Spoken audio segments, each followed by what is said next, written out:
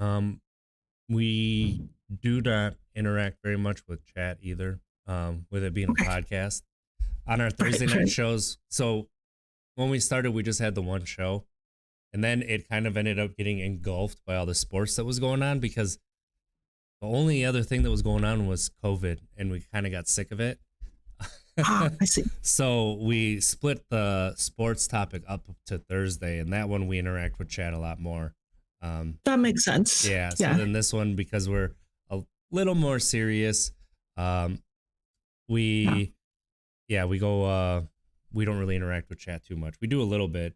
So Yeah. With sports talk, I can understand the banter. It's like, no, you're wrong. My team's going to do better. You're wrong. exactly. Yep, that is how it is. Yeah. I do want to say I am a big football fan, so I'll try to reference football if that's all right with the two of you. Absolutely. Yeah. Yeah. All right. Everybody sounds great. Yeah. That's who do you root for? Okay, so right now I just kind of root for just kind of follow the game. Like, but when I was younger, I lived in Boston Okay. right around the time when Tom Brady started winning those championships. So I'm like, okay, okay, I kind of have to like be a Patriots fan because I was there starting in 2001 and like I was there for like, wow. the many championships. So I was like, okay, I kind of have to. Absolutely. Yeah. Yeah. But like, yeah. Nowadays, I mostly follow League of Legends, like the video game. Yeah. Yeah. Do you watch the is it the League of Legends League? Is that what they call it? Or Yeah, they have a league now, right? Not just tournaments? So they've been having like mega tournaments for a long time. Like they would have stuff like in Madison Square Garden or like just in big stadiums and stuff. Like the atmosphere is just like really, really, really, really upbeat. So I like that.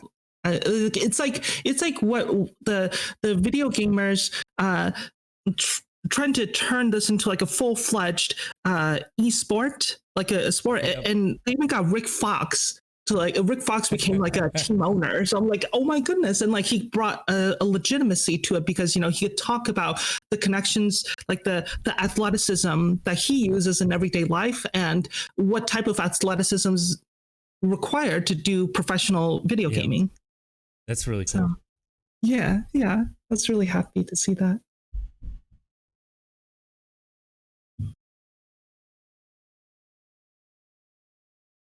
Those boys are wound up this morning. I let my oldest talk me into getting him some donuts. So good luck to my partner. Good morning, Carrie. Good to see you. So you can wait a few more minutes and then we'll start. Okay.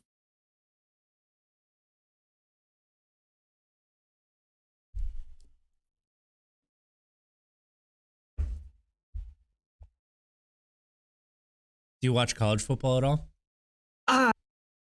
I used to. Nowadays, like my husband and I don't have a TV, so that's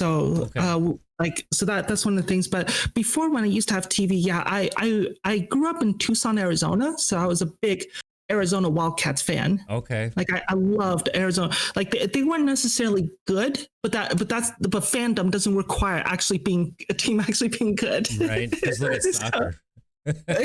Like over in Europe, you could be a really bad team and you have this rabid fan base that's willing to fight others over nothing. It's true. Yeah.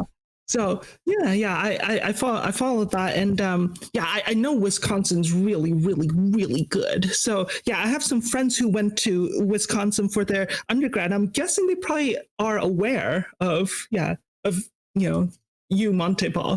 as the running back there. I'm guessing I'll have to ask them. I haven't talked to them about this yet.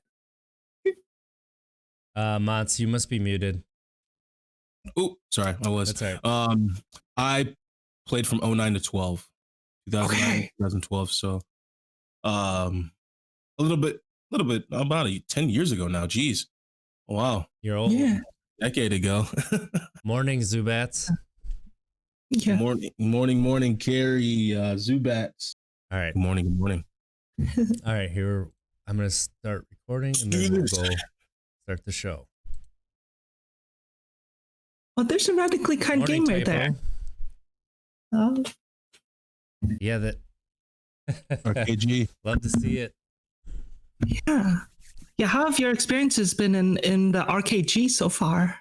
It's really been good. It's quite the community. Yeah. Quite the community on Discord and Twitter. Yeah. Yeah. It's pretty cool. Pretty cool how they help out other streamers. There's different conversations depending on what you need. And it's just a very helpful group of people. Yeah. Yeah, I like it. I like it so far. It's been pretty good. Yeah.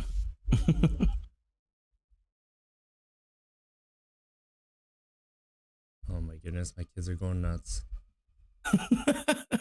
You can hear them, yeah. Those donuts. Who gave them donuts? I mean, honestly. All right. Here we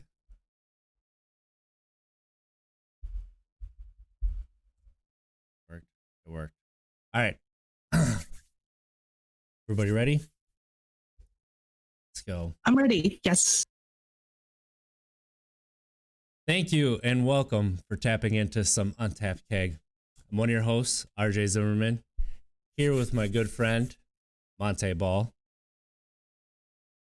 And we are very excited. You're supposed to say, hold on, you to say hello. No, you're supposed to say, how you doing? How you doing? How you doing this morning? How you always say that. I'm doing well. Right. I did change I'm it up doing on well. you. All is well on my end. I'm excited for our guest. That's for sure. Yes. And I'll let you go ahead and, RJ, introduce our guest. We are very, very excited to be joined by Amelie from twitch.tv/AmelieoftheSea. How are you doing this morning, Amelie? I'm good. How are all of you? Good. Real good. Yeah. You see us two knuckleheads trying to just still a year in, still trying to, master our introduction. Yeah. But different every time. Every time. We're very, very excited to have you. Very, very excited to have you. So we got some important topics we're going to talk about today, huh? Yes, please. Yeah. Absolutely. Happy to talk. Yes. Yeah. RJ, go ahead. Yeah. Before we get started, let's start with none of us are medical professionals. So when you hear our opinions and what we state, please, know that it's more personal experience and things that we have personally dealt with, and it's not coming from a medical opinion. You should seek out a medical opinion if that's what you are looking for. Yep. Absolutely. Yeah. So for myself, I have a master's in social work and I'm a associate clinical social worker, but I am not a licensed clinical social worker. And the difference between that is that I cannot legally represent my opinions and thoughts as professional consultation. So anything that I say here should not be taken as if you were in therapy. Like, this is not a replacement for therapy sessions or group therapy or any other form of professional mental health rehabilitation. Yeah. Okay. Anything along those lines. Yeah. Yep. I'm glad you shared that. Very, very glad you shared that. I do not have those as many credentials as you have. I am a certified recovery coach. So again, I'm glad that you shared that. RJ, I'm glad you shared that as well. Yes, we are not medical professionals, or at least RJ and I most definitely aren't. And we're just going to start sharing some of our lived experience. I'm just a simple lineman. I see pole, I set pole. I see wire, I put wire in the air. That's what I do. And pretty cool stuff. But let's go ahead and hop right into it, RJ. RJ, you got the list, man. Let's dive right into it. Whatever you guys want to start off with. I like, give me one topic, we'll go for an hour. Let's do this. Awesome. So Amelie graciously accepted coming onto the show, and she has a lot that she wants to talk about. So let's try to get through what we can. I love the list that you sent me. Let's start with the strength of perspective. Yeah. So when I was getting my master's in social work, one of the big things that we talked about was like the overall mentality that we can take to our work. And so the like not just like the details of how do you deal with clients and this, like the overall mentality is what the school called the strengths perspective, which is in every single, like for me, the way I internalize is for every single situation, how can you take it and turn it into a positive growth opportunity? So it's basically every single situation, no matter how dark, how difficult, how painful it is, there is a potential for something that you can do positive. Like one of the examples I was just thinking about this is as it relates to recovery. Suppose you're in the middle of an intense urge to use. Like that is about as like painful as it gets, like especially when it comes on suddenly and it doesn't go away. It's Right. really for a lot of people it's a very, very difficult experience. But yet even within that, there's a potential for you to do something positive with it. Absolutely. Yeah. Oh, I'm sorry. Go ahead. Yeah, it's not about what happens, it's about our response. Yeah. I like that. I do really like how you just jump right in with that information because it's so important. It's all about and you nailed it right there towards the end as well too. It's that stimulus, that stimuli, and then you have that gap in time between the actual stimulus and your response. Mhm. Mhm. And that is actually very important, and that's actually some mindfulness as well, some mindfulness techniques in that. And so that there is a lot of power in that, RJ. It's that when you get that urge, if you are just scratching, clawing, and want to get back to using, you have that gap, that time to figure out what it is you want to do with that urge. How do you want to, you know, how do you want to use that urge, use that feeling to maybe do something else, maybe to work on a project, maybe to rip up your carpet and put down some some hardwood tile. I mean, who knows? And so I think it's just important that you actually just mention that because it's different perspectives allow for us to grow, and that's important. It's Yes, actually very yes. important. What do you think, RJ? Oh, that's It's pretty just, cool. yeah, I starting off with the deep nuggets right away. And Yeah. that's something that we've talked about a lot, but we've never put it in such perspective that you just did, is taking everything and making positive light out of it. Yeah. So like, Yeah. and then another thing that we talk about a lot in the recovery and sobriety community is celebrating the little moments, right? So you have Absolutely. the urge, you don't use, let's say you pick up your new habit, cooking. Let's say you pick up a habit that you've had, you jump into a story, a movie, a TV show. Let's say you watch The Office for the 75th time because it's chicken soup for your soul. You love it. You love what you're seeing. Celebrate that you didn't do anything with it, right? That urge came and you were able to do something different, Right. something Mhm. constructive. Exactly. Like that's, and even if let's say you relapse a little bit, you fall off the wagon. Mhm. It's not the end of the world. Right. You take that next step and you start all over again. That's not Yeah. failure. That's starting all over again, and that's also Yeah. turning it into a positive too. So Absolutely, absolutely. I like when I was working in an inpatient drug now called rehabilitation center. What I was talking about. So these are people who are in very, very early recovery. Some of them had just come from like an inpatient where they went through withdrawal. So these people are extremely early. And one of the things we talked about is that every single day that you are sober is a win. Yes. Like absolutely, every single day is a win. So even if someone relapses after 90 days, they still have 90 wins under the belt. Like even no matter if they relapse 100 times, 2,000 times, those 90 days are still wins that no one else can take away from them. I like So that. that's a permanent win record. I like that. absolutely. And thank you for sharing that because RJ and I here on Untapped Keg, we talk about that, how it's when you do have that relapse, when you do take that step backwards, it doesn't necessarily mean that that growing side of you is done, is over Mhm. with, that you can never regain it back or anything. It's still there.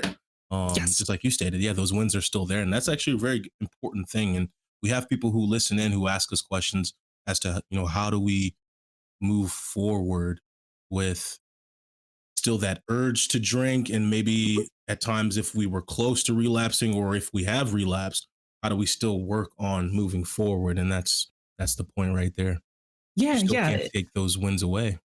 Yeah, absolutely. Fall down 7 times, get up 8. That type of mentality. It's like the hard truth about recovery is that it is not an easy journey. So that is very, very, very difficult. And every single day, there's always going to be temptations.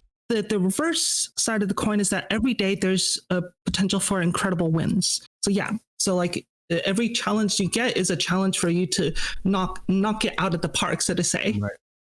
Yeah. So it's one thing. This is also kind of the idea behind the concept of what people call motivational interviewing, which is a clinical technique that clinicians can use for people in early recovery, which is to help people tap into strengths that they did not otherwise know or did not otherwise see as potential allies in their fight against addiction. So yeah. Absolutely. That's gosh, you already full circle here. Yeah, really quickly too. We're only about 10 minutes in, and just nuggets after nuggets. Motivational interviewing. Arjit, we talked about that about a month ago, maybe a month and a half ago. That's so true. Motivational interviewing, really digging and prying, when you're working with this individual, of trying to pull out of them what it is they want to do, which avenues they want to take. All of the above. And you're right. They may not know that they have that inside of them. And that technique is very powerful, very powerful in all facets of life, whether it's someone going through recovery or if it's a teenager not really wanting to know what they want to study in college, all of the above. Pretty cool stuff. Yeah, exactly. And one of the things that really helped me when I was training as in motivational interviewing was learning how to ask good questions, because there's a difference between questions that can end up with someone feeling really on the defensive and feeling really angry versus questions that can be really inspiring. So it actually is just a slight change in wording. So instead of using the word why, we can use the word what or how. So if we start with our questions with what, rather than why, justify why, it's more like what can be. So an example is what can you do in this moment to help you get through it? So that those are the type of questions that inspire the mind to search for those healthy answers. Yeah. So that those are the techniques that I trained in. Yeah. That's fabulous. It's all about those questions. Gosh, this is awesome. This is what I'm talking about, RJ. This is wonderful. This is wonderful. And I'll shut up. Just that change in perspective, like you said, because if you continue and you ask why, it can almost come off as aggressive and attacking. You just change that to what. And they're not accusing you. It's no longer accusatory. It's what is around me that I can change. What can I help? That's amazing. That's just that one word, the 2 letters, really. That's awesome. This is fantastic. I'm learning. I'm enjoying this. So it's suppose someone, you're talking to someone who just relapsed, you can ask them, why did you do that? And they would feel awful if you really get on it's like, okay, an alternative is okay, what were some of the factors leading up to this incident? What was can you tell me what the background was? And then they may be able to it may give them a chance to actually go through their minds. And then also why don't you just stop? That can lead them feeling defensive. What the alternatives, what can you do to help yourself get through this relapse period, etc. So the things like that.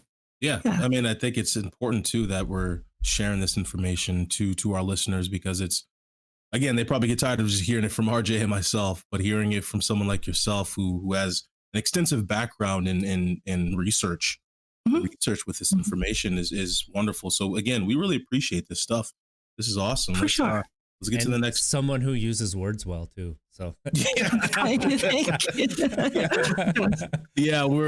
just 2 guys over here, knuckleheads, just not don't really do too well of We use good working a on lot. We found that out last week. words.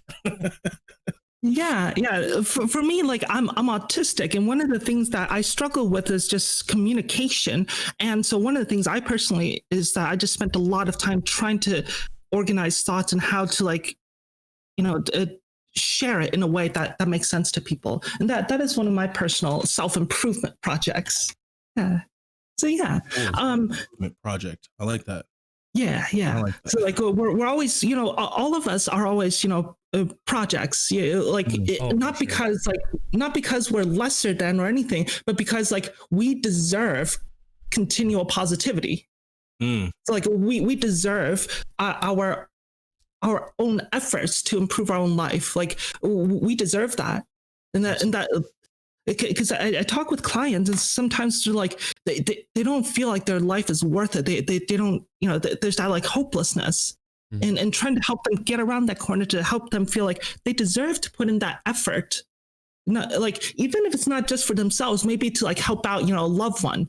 Like they can get sober to be a better, mother, to be a better father, to, a better family member, better friend, etc. Like just finding those reasons and to truly and deeply believe that we are worth our own positivity. Yeah, that's deep. Yeah, it's deep, man. That is deep. RJ, go ahead, man. I just feel like I've been wrapped in a warm blanket right now. Like, this conversation makes me feel really, really warm. It's really refreshing, man. It really is. It is. Yeah, the one thing I tell clients is that so clients will often ask me, are you in recovery? So they ask me like, personal questions basically. Yeah. And so I try to help them like distill what are their motivations for talking about that. And let me see if I can come back to so basically, what I try to talk to them about is that whatever they think of me and my background, like at the time when I was working out, my professional goal was to walk the talk, because, and so this is like my explanation, like because the things that we talk about are not just addict things, they're human things. Like addicts are humans, like everything that we experience, like if it helps an addict, it also helps humans, and vice versa. Like everything that we talk about is a human nature thing. So everything that we learned about a human nature is applicable. That's very true. Thinking about it that way too. Yeah, it's people suffering from addiction. Yeah, I mean they're human. They're human. They're dealing with their emotions. They're dealing with obviously the substance that they're using, and everything just seems a little bit more heightened. Yes.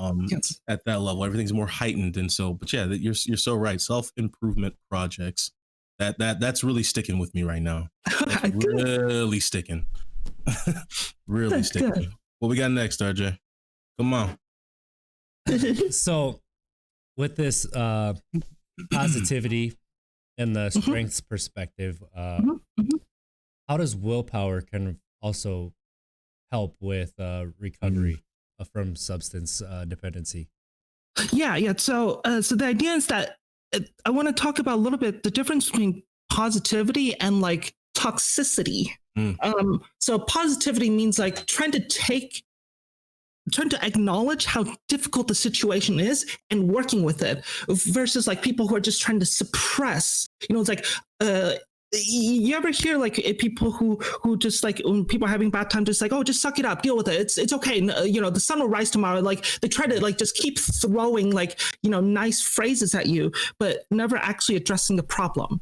So what I mean by positivity is like being able to like look for the positive things even in the difficulties, and so the way that reflects is that willpower is a way that can help us basically do anything and everything in these things, in these situations. So the way I try to describe it using an athletic analogy is that in the world of competitive athletics, the role of willpower is basically the role that conditioning will have.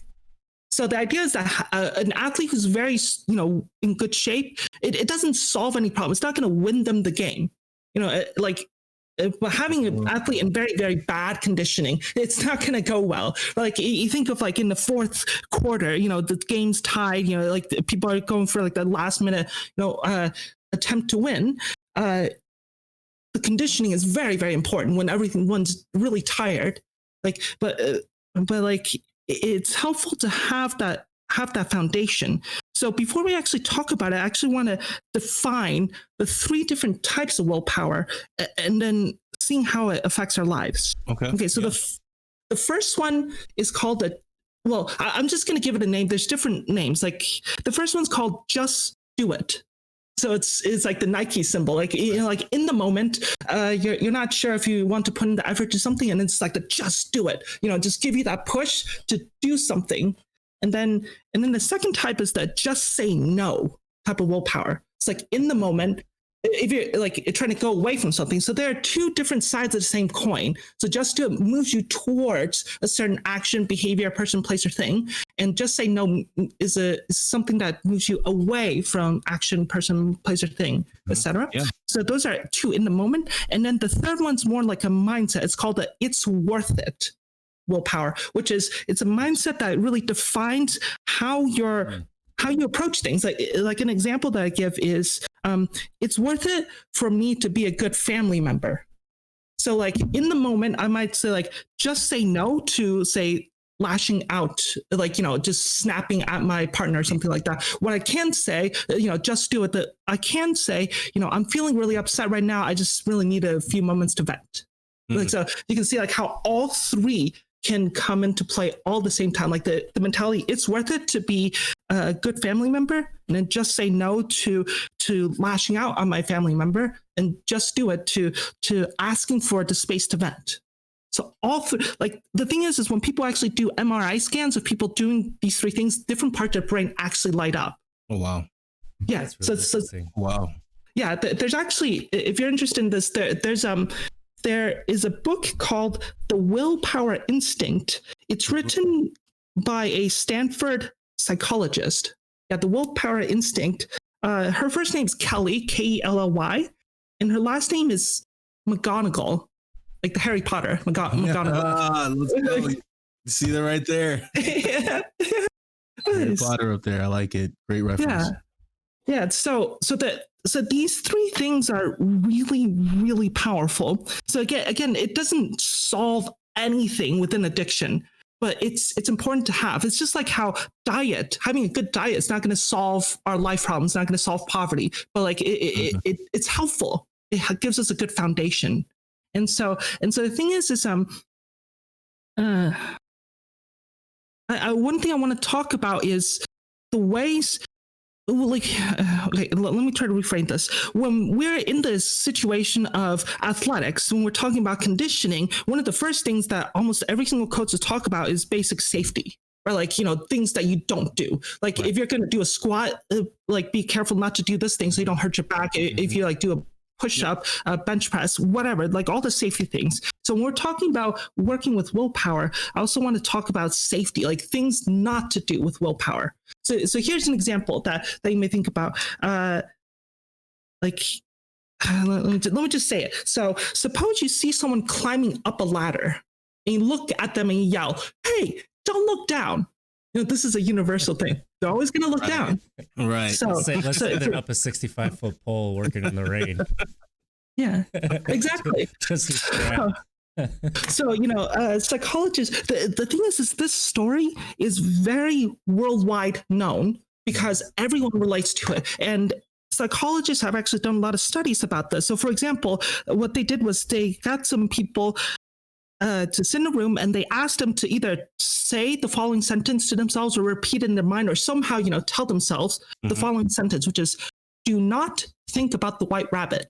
And then tell them to say that sentence 100 times. Don't think about the elephant in the room. Yeah, exactly. Elephant in the room. So this type of behavior is what guarantees willpower failure. So this is a safety consideration. Kids. If you always Yeah, it's like don't do drugs, don't do drugs, don't do drugs, don't do drugs, don't do drugs, don't do, like if that's the only thing that we try to think about, that's going to guarantee willpower failure. Because if you think of like the just do it and just say no, like basically the just do it, just say no, like think of it as a conditioning, like it does wear out. It's a muscle basically. Like your willpower is very much a muscle, and if you always just try to use one, like it just tires out.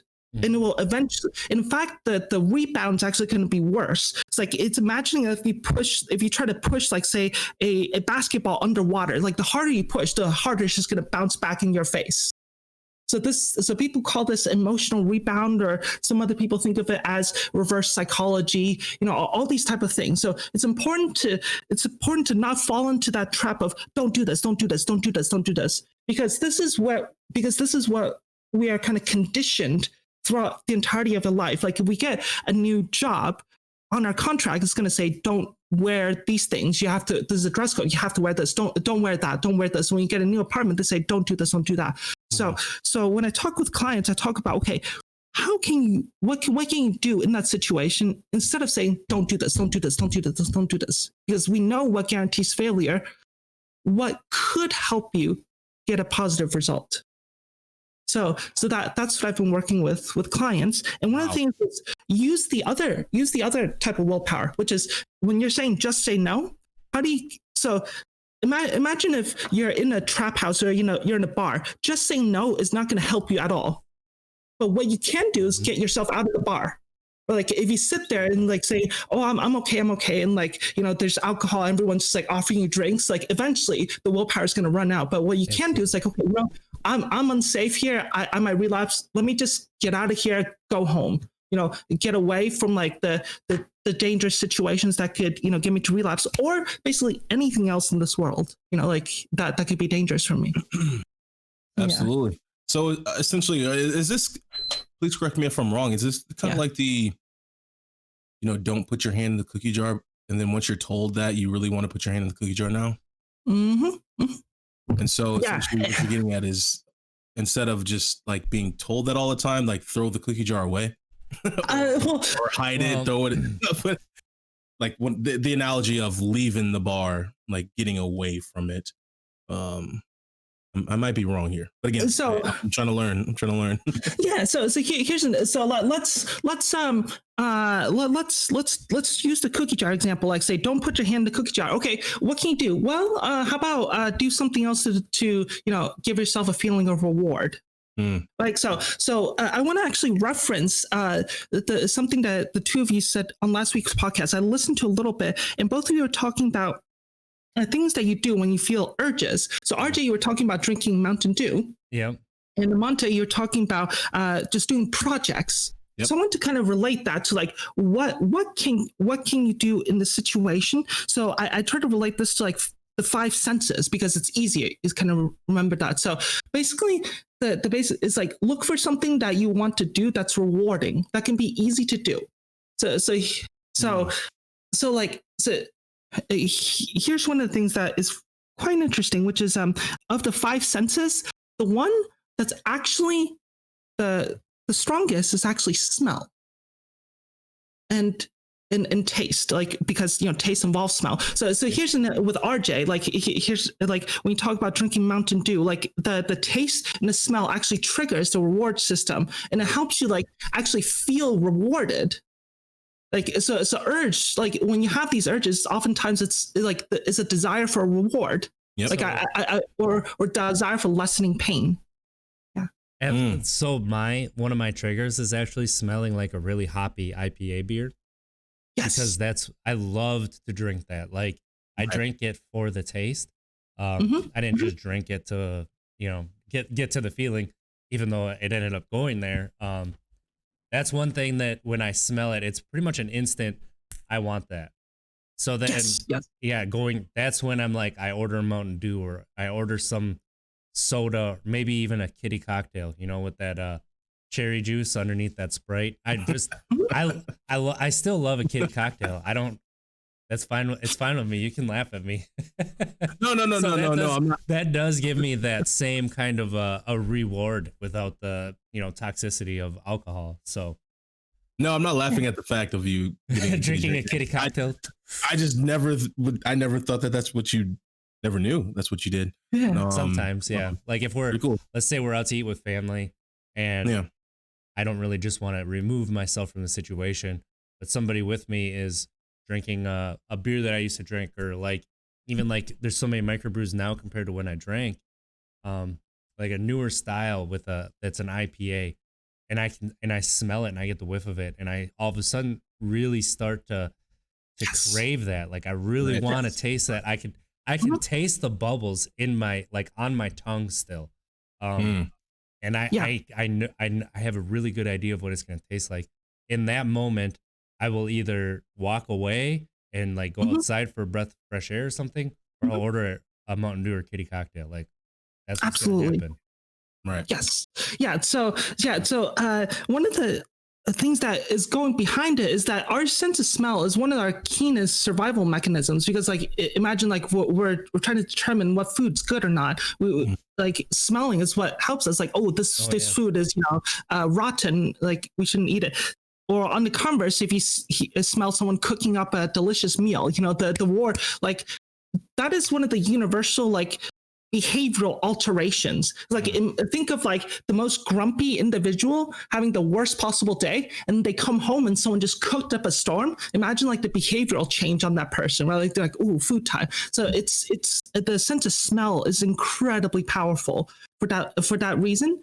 And then for you, Monta, I would give a guess as to what I think could be happening is that for you as someone who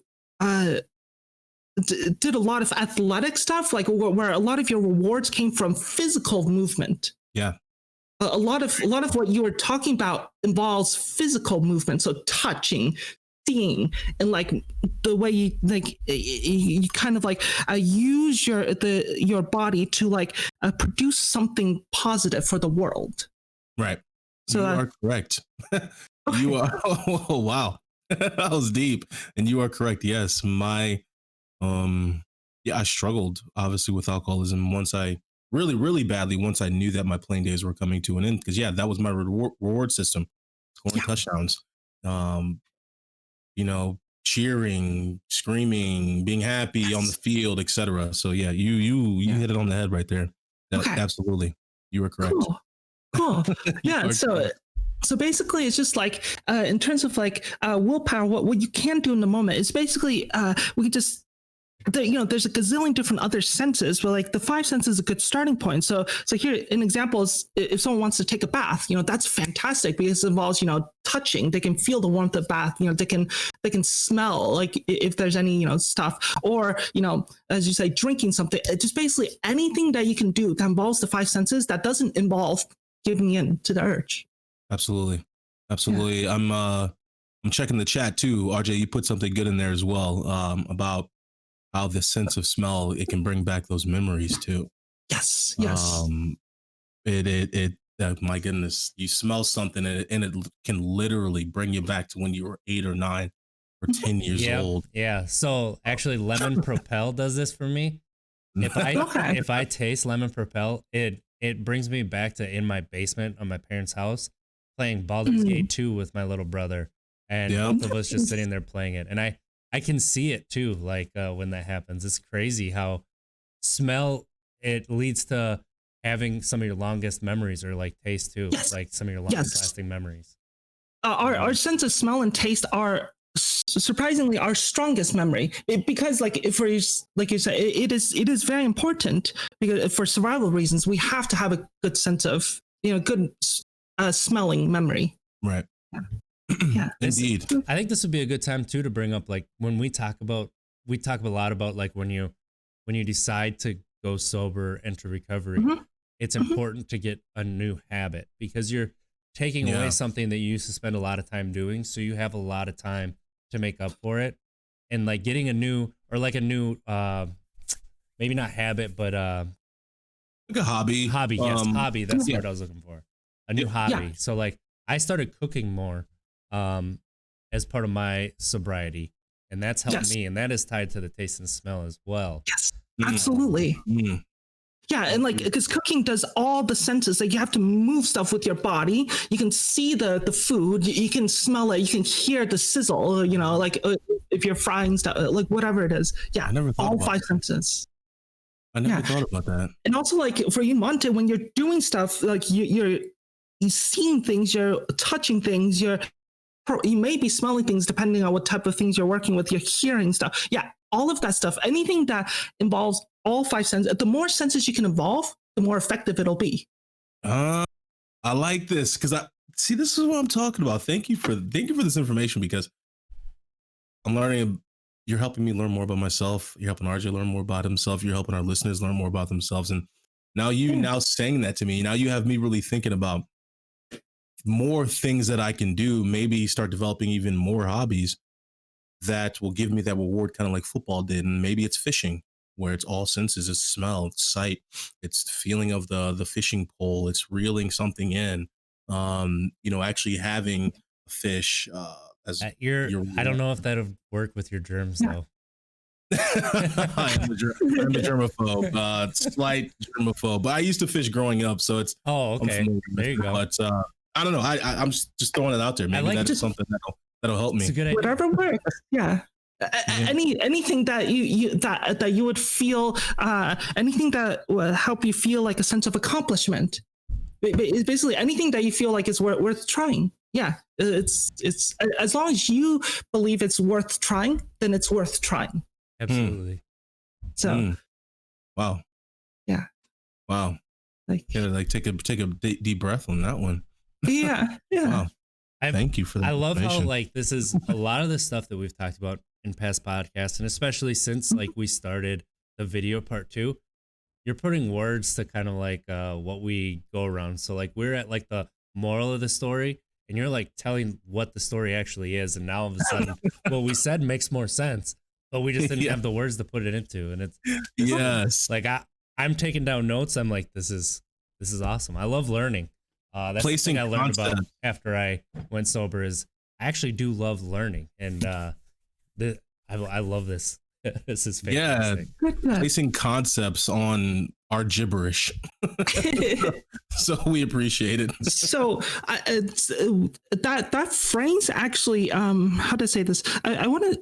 That actually ties in very, very deeply to something that's also on the list.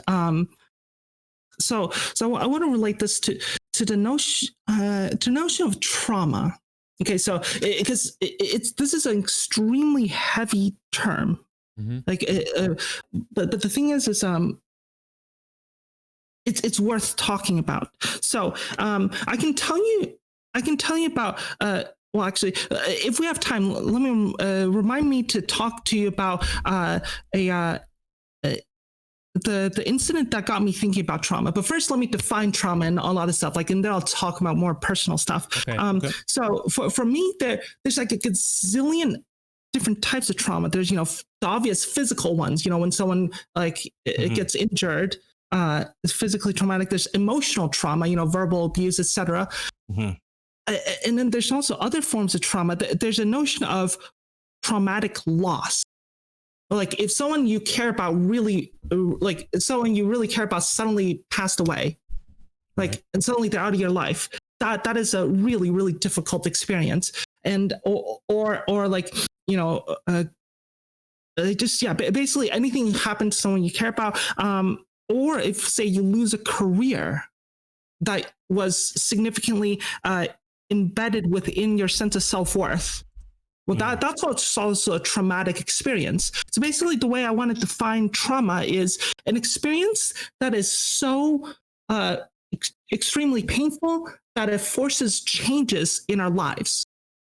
Because most of the time it's like sometimes things can be stressful, like, okay, that's fine, and we'll just get through it the next day, it's fine. But like trauma is something that actually forces you to actually stop. Like really forces you to process things.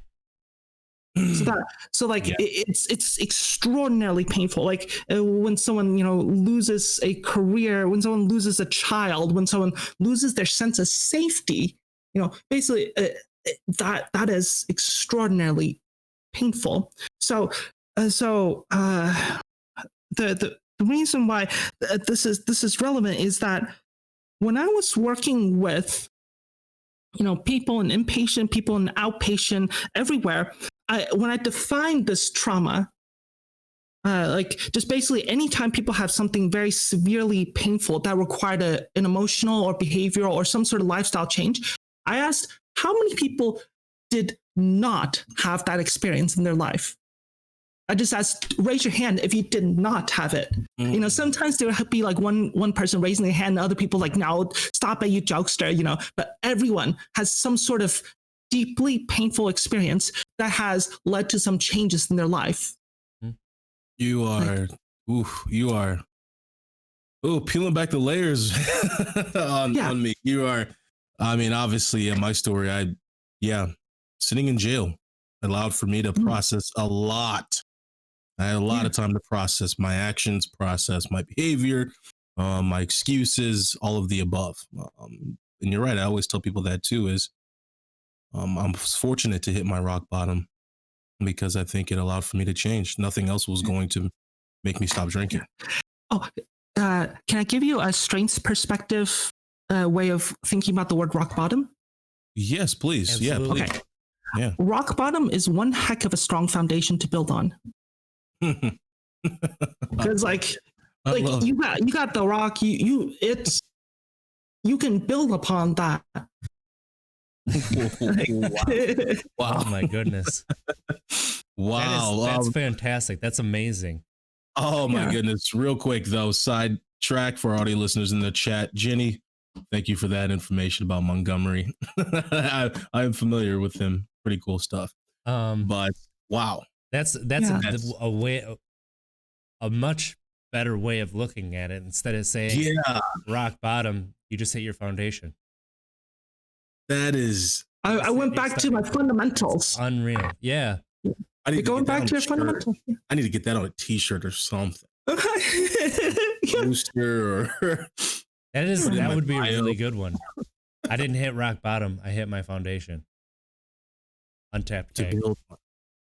Yeah, go for it.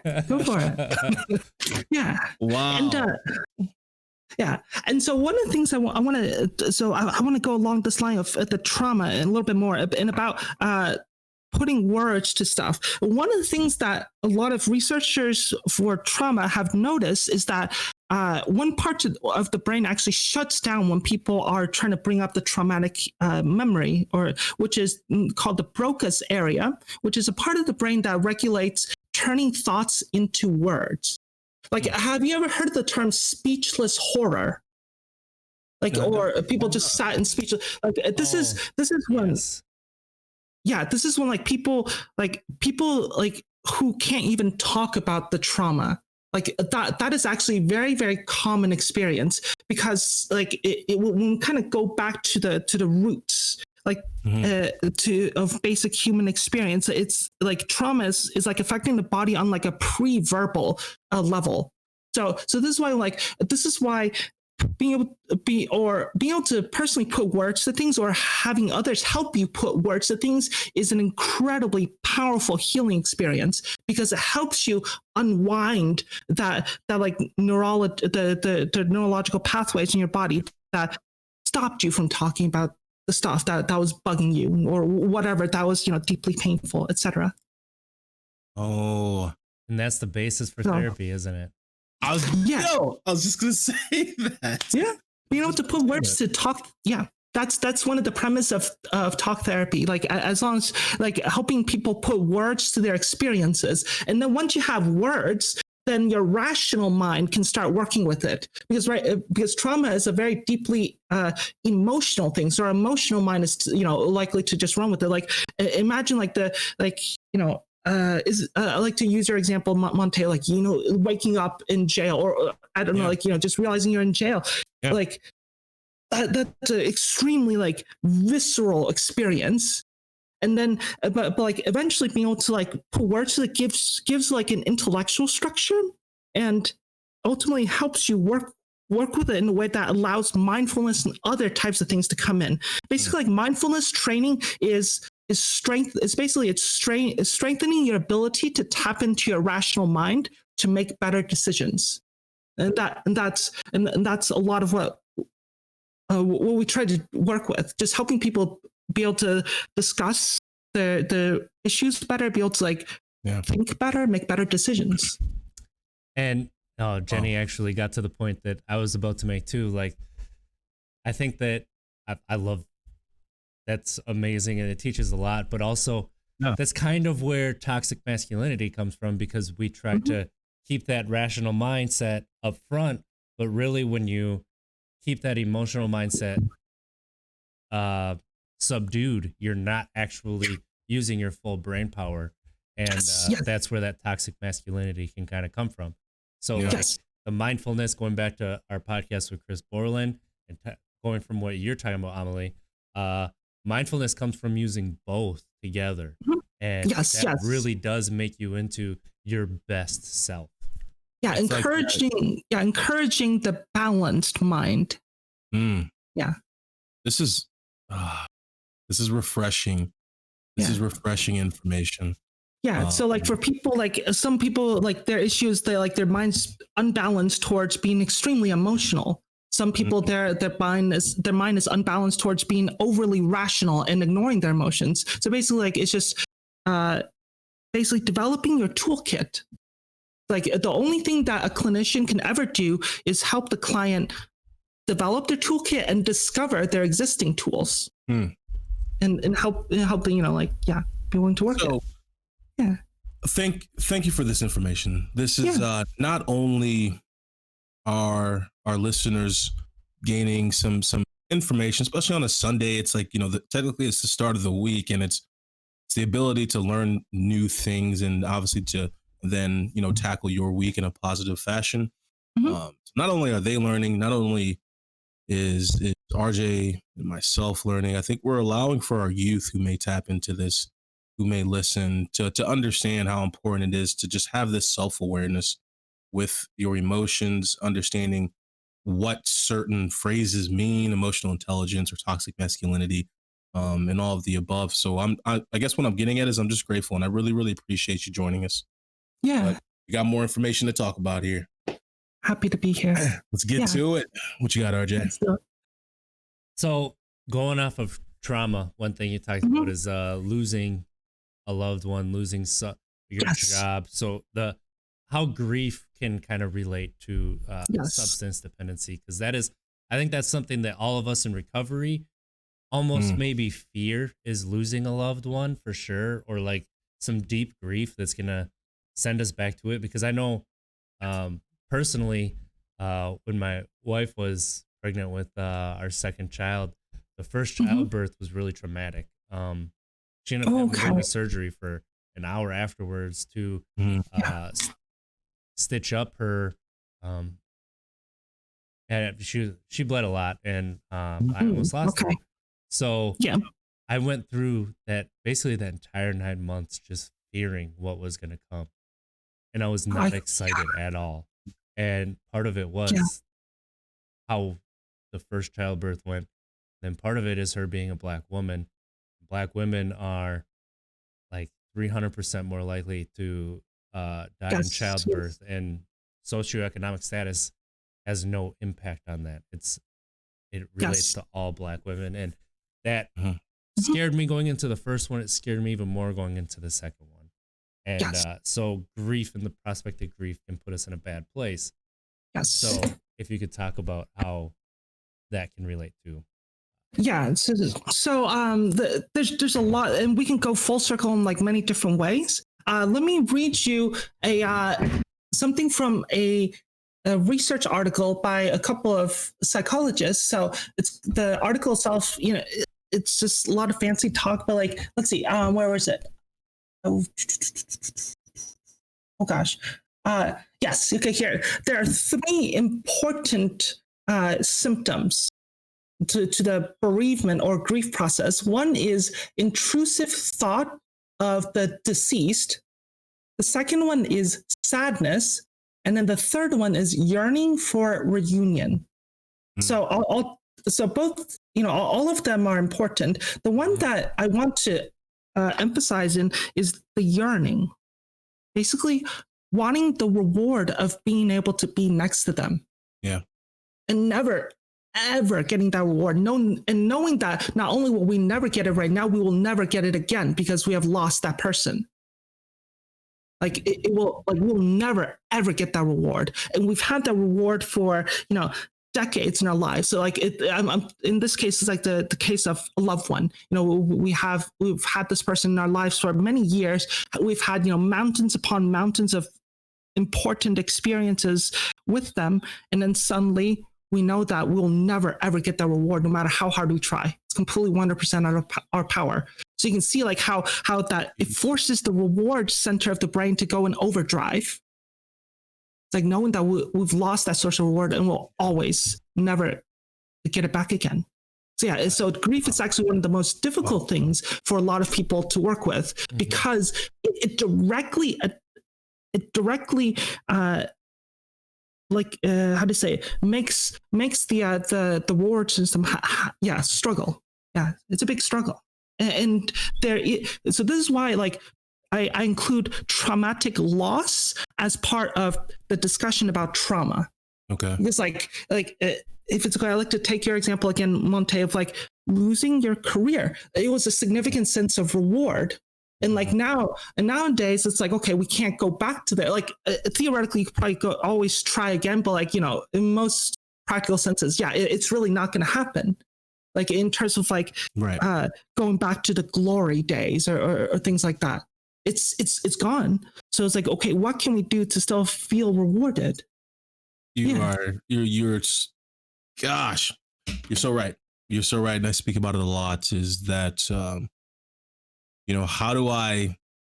what can replace running out in front of 90 to 95,000 people screaming, chanting,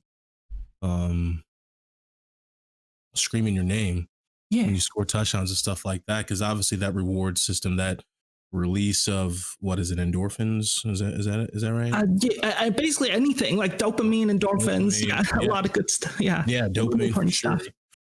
And just trying to replace that with something, but obviously at the moment it was alcohol. It was alcohol for me, until obviously that alcohol became a problem. So yeah, I'm sure RJ can relate too.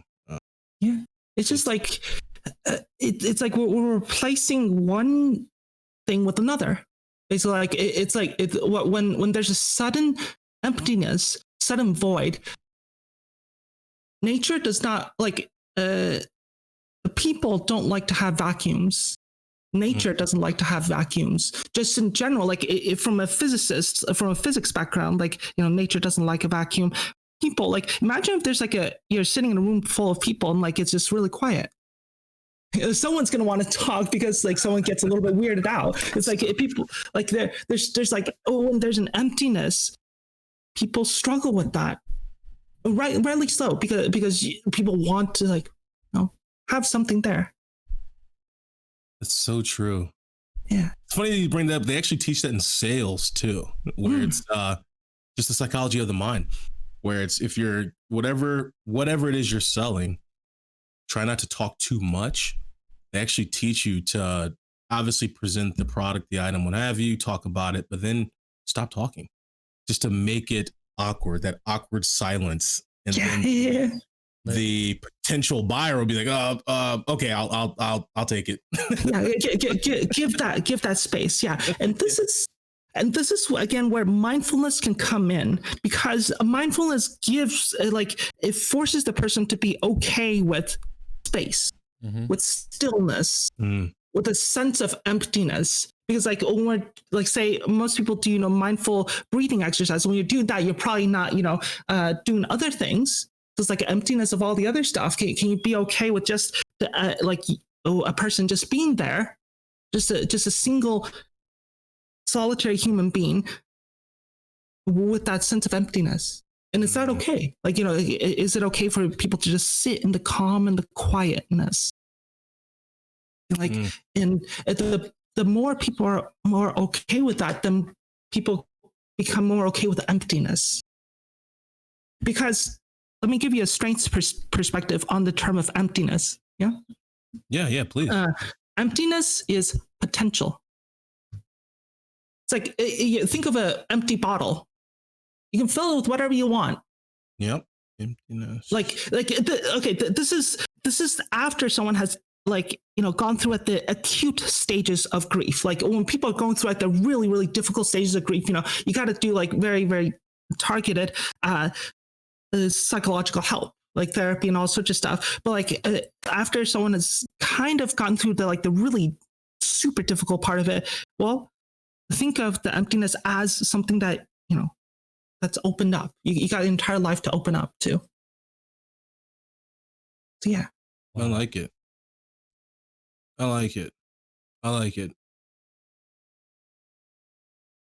I'm speechless. Yeah.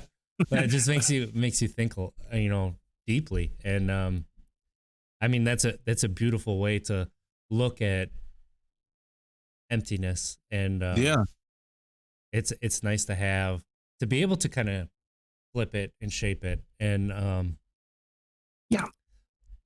So one thing that we missed in the trauma was a incident of your own trauma, if you don't mind talking about. The story. Yeah, no, this is not like a horrible story. It's actually one of the most fulfilling things, which is that when I was still in school, people organized an opioids conference. So just not just for people who are working in the field, but for all social workers. Yeah. So in that situation, it was a lot of different different tables where everyone just kind of cycles across the table. Like you sit at a table for 5 minutes, and then you listen to the presentation and you move to a different table. So it's a lot of really interesting stuff. And then there was one table where it was Black students, Black community members, Black professionals working in the field. And so, they gave me important, stuff about the history and how the opioid crisis was a big crisis long before a lot of people were willing to call it an opioid crisis. All basically a lot of the important history stuff. And then people started talking about, their own personal stories of how they lost, people in their own lives. So it was very powerful. And at the end, I wanted to ask them so let me see if I can remember the exact question. So what I asked the table was, as someone who wants to work clinically in this field, what is one thing that you would like for me to take away from this? Basically all the things that they've shared, what is one way that they can package it in a way that for me to take in my mind as I start doing my clinical work? And it was, I don't think she gave me her name, but one of the Black women who was sitting there was telling me, well, keep in mind that almost everyone has gone through a lot of trauma. Basically, almost every single Black person has gone through, if not trauma in their personal lives, then generational trauma. So she just said one sentence, and then I'm kind of filling in the rest. There's generational trauma, systemic, issues, everything. So basically, the more I thought about this, the more when I was digging in to my work with clients and do my personal research, the more I realized is that basically so much of life is about recovering from traumatic issues, regardless of whether or not people are willing to call it a trauma or not. You don't have to call it trauma. It's just like a deeply painful experience that forced some sort of change in our lives. Right. So a lot of that is about, it could be say, losing, sense of self-worth. That could also be traumatic. So anything like that. Yeah. So it was, yeah. Oh no, I'm sorry. Go ahead, please. Yeah, it was one of the most powerful conversations. It was one of the most powerful 5 minutes I've ever had. Right. So I was gonna say, whenever you hear a pause between, RJ and I after you're done speaking, we're processing this information because you're giving us really, really important ways, different ways of thinking about stuff, different ways of presenting information, as opposed to it just being in the same way that we presented. Yes. Yes. What were you going to say, RJ?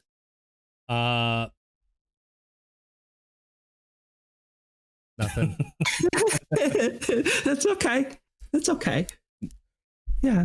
I could Yeah, I think, definitely see how that would be just opening your mind, being able to see like the most mind blowing, that one sentence just all of a sudden unpacks everything. Cause yeah. I've talked about this before too. Like I'm a cisgender white man, like in middle class. I grew up middle class. So like I didn't really know everything about the real world until, I was in my mid to late 20s. And then when all of a sudden I see it, it's like, and it opens up in front of you. It's like, Yes. it can be difficult to process, and being able to understand that everybody's trying to get to this level that Yes. I started at. Like, we need to raise that tide up and lift all the boats. And I'm very passionate about that as well, that I have to do more to be able to help everybody else. So that's something that I can connect with. Absolutely. That's amazing. Yeah. Yeah. And this is why I chose social work rather than going into psychology, because one of the principles of social work is not just the person's mind, but the environment that the person is in. Mm-hmm. Like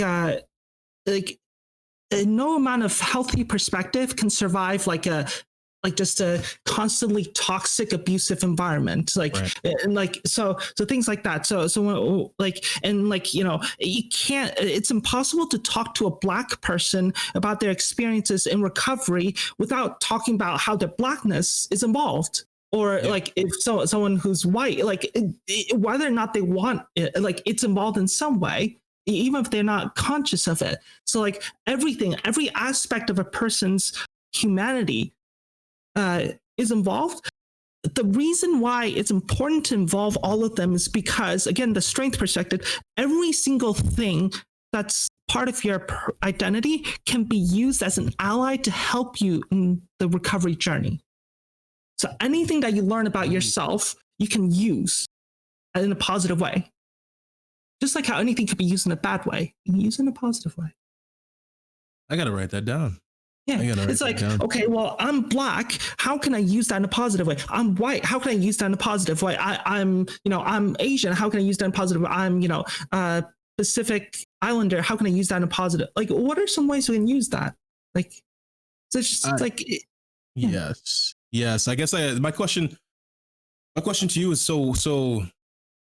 And I think you may have just touched on that as to what got you into social work. Yeah. Are there any, obviously without sharing any names, of course, of people, any success stories? You know what I mean? Oh yeah. This is one of the most rewarding things about this, because so I don't know if you know, so previous to me working as a social worker, I also worked as a professor of mathematics. Oh wow. Yeah. So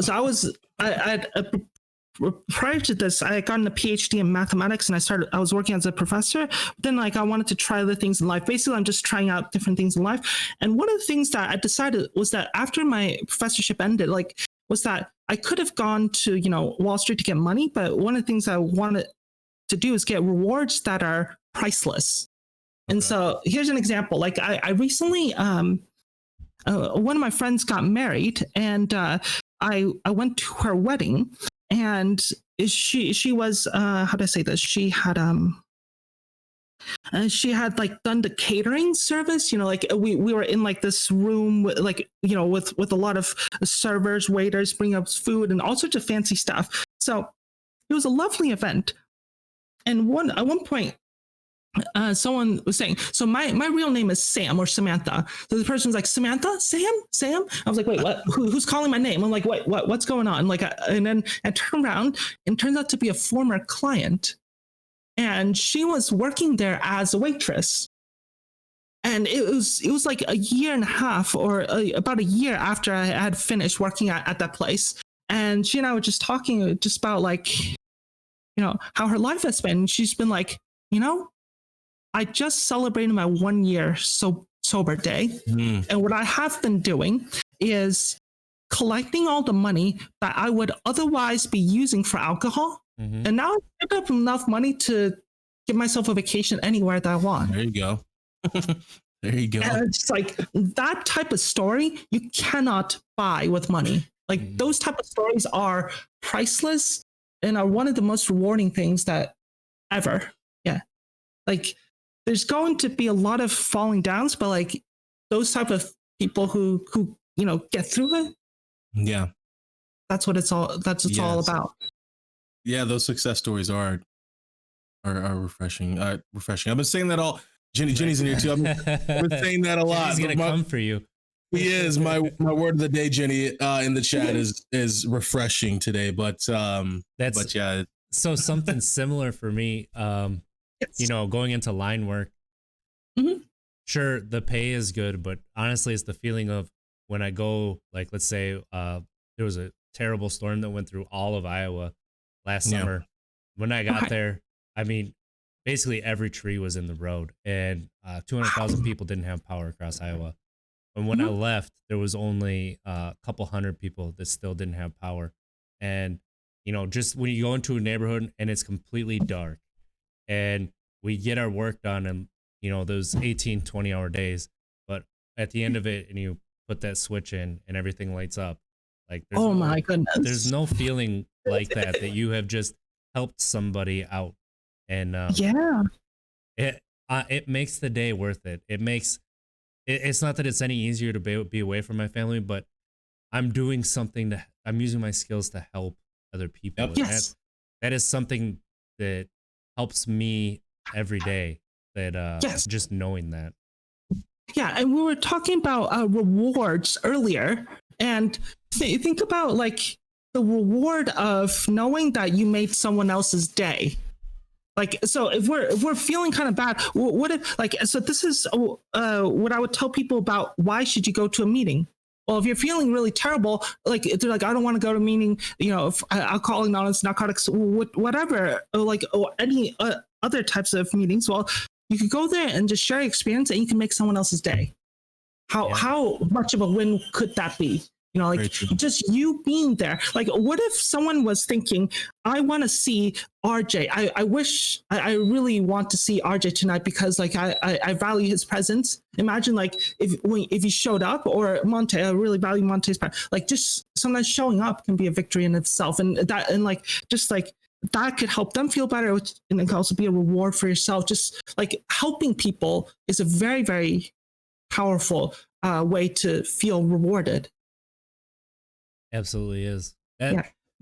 Kindness is one of the regrets is that I don't do more to help people. Actually, I didn't go to a career that could help more people, or that's something that Mons and I in a text chain were talking a couple of weeks ago, and I said a regret was a waste of talent, and I explained that it's not athletic or that I didn't do more in the athletics. It's that sometimes I feel like I could do more with my mind, more to help people do things that I feel like sometimes maybe I wasted a little bit of talent. And that's something that I have to get over too, that where I am and what I'm doing, it could help people. Like maybe, a couple minutes sooner we get somebody back on. Maybe, just sometimes my mind can do things maybe efficient too. So, a little bit of triage sometimes I can be pretty good at too. So is it okay if I give you a little bit of like a clinical feedback? Yep. Absolutely. Okay. So, so you have your entire life ahead of you to do that good. So every day is an opportunity for you to do good. And you'll always have it. As long as your mindset's there, the opportunities will come. It's about when you see an opportunity, then you can do it. Just like those little wins, they add up. Absolutely. I appreciate that. Thank you. Yeah, for sure. So that is no. Oh, go ahead. You go ahead, Mons. You go ahead. No. I was just gonna say the same thing. Like, it's how grateful I am. Again, just again, when you're going throughout this podcast, as we've been doing, when you're meeting new people, when you're talking about different topics and stuff. Yeah, at times we may, we're talking about concepts and stuff that our own lived experience, we may be regurgitating the same stuff, RJ and I, because obviously he's been in my life for 12 years dating my sister and then marrying my sister. And so it's just again, here's for Jenny in the chat. It's refreshing to get just this new way of seeing things. Different perspectives. So, different perspectives is very, very Absolutely. important. It's very important. But go ahead, RJ. Yeah. I was gonna say, I have a feeling that we could probably go for an hour longer. Sure. Yeah. We have. This has been a blast. And is there anything else that you really want to touch on? I know, we're at about an hour 10, but if there's any of the other topics that you really want to get to, or we could sum it up. How about I sum it up? Okay. How about I sum it up in terms of like collecting all the stuff we talked about and collecting it to one thing, which is one of the things I also heard the two of you talk about is like how life have ups and downs. This is the last topic I was talking. Think about the graph of a stock market. You see how there's like the ups and downs, up and downs, up and downs. Like if you look at any particular moment, there's no like you have no idea if it's going to be up or down from one moment to the next. However, when you're say like in a good economy, you can see a clear upward trend. Like even though there's up downs, up downs, up downs. And how to say, but you can still see that there's like an upward, in mathematical term, it's known as it's a positive drift. So, so one of the things that I like to tell people is that sobriety is basically giving you that positive drift, like that, like every single day could be up and down, but every day that you're sober, you're just adding a little bit more to like that overall positivity every single day. So just like, even if things go badly, even if like people relapse, whatever happens, every single day is a win. Every single day is like a positive step in your journey. That's very true. That is very true. It's always, that fail forward in a sense. It's that, if you do have some setbacks, just they're lessons. Keep moving forward. Keep moving forward. This is a pretty cool conversation. Yeah. It really is. Yeah, for sure. I'm glad you guys liked it. A breath of fresh air, like a warm blanket that kind of has been wrapped around us. I cannot tell you how grateful I am that you reached out, and that you came on, and I would love it, and I think Mons would love it if you would come on again, please, maybe a couple months from now, and we could pick up our conversation from kind of where we left off, or touch on some different stuff. And we really hope that you enjoyed yourself as well. This is absolutely yes. Mons and I absolutely loved it. This was everything I was hoping to see. I was hoping you'd bring the thunder, and you didn't just bring the thunder; you brought the lightning too. And thank you. Oh gosh, I did it. I'm a dad. You gotta go into it. You just gotta lean into the jokes. So for sure. So Amelie, where can people find you? So on twitch.tv, AmelieoftheSea, on Twitter at Amelie_C, and then like you'll see the links to my YouTube and Twitch. I mostly I don't talk recovery, but I am happy to talk recovery with anyone that wants to. Yeah, I mostly play video games on my Twitch streams. So yeah. What's your favorite game? Right now it's a game that's called Satisfactory. It's if like you took the game Minecraft and you took the game Factorial and you put them together. It's like a building game, like a creativity building game. So for example, I just finished building the Empire State Building. I also built like Stargate Atlantis. I've also built like all sorts of other stuff. Wow. So yeah. I have stopped in and checked out some of your streams, and it's really, really interesting what you're doing in that game. And I really enjoy, like, your stream is relaxing. Like, it's just, I love the way that you interact, and not just that, but how you explain kind of what you're doing. And it's just like here, like you have a way of putting words to relatable, not just relatable metaphors, but the words you choose are just they fit so perfectly into the puzzle that I'm glad. we've been trying to build, and really appreciate it. Yeah. So Yeah. I'm glad. TV, Amelie of the Sea, at Amelie_C on Twitter. C as in SEA. Yeah, as in body of water. Yes. Body of water. Where can they find you, Mont? You guys can find me on Twitter at MonteBall28. If you're on our stream, just check below. Obviously, on Instagram as well at MonteBall. Our Untapped Keg pages as well. Please shoot us messages. Reach out for help if you need some advice, what have you. Topics, and we'll bring them on the show. But thank you guys for tuning in. RJ, you can find me on Twitter at It's Trickster, ITZ. The I is a 1 in Trickster. Also, Untapped Keg everywhere, all social media, any podcast service, YouTube. Look up Untapped Keg. We come up. Actually, I think we're the top. If you search Untapped Keg on YouTube, we're the top option. Thank you so much for coming through, Amelie. This was absolutely fantastic, and thank you. It was everything I was hoping it would be. Yeah. Thank you for the honor of being here. Everybody, let's have a good week. Let's take everything and frame it in a positive light. Let's use these strengths perspectives that we've been learning about. And let's try to be better tomorrow than we were today. Because at least if we don't make it, we tried. Yeah, Thank you, everybody. Yeah. Thank you. Yeah.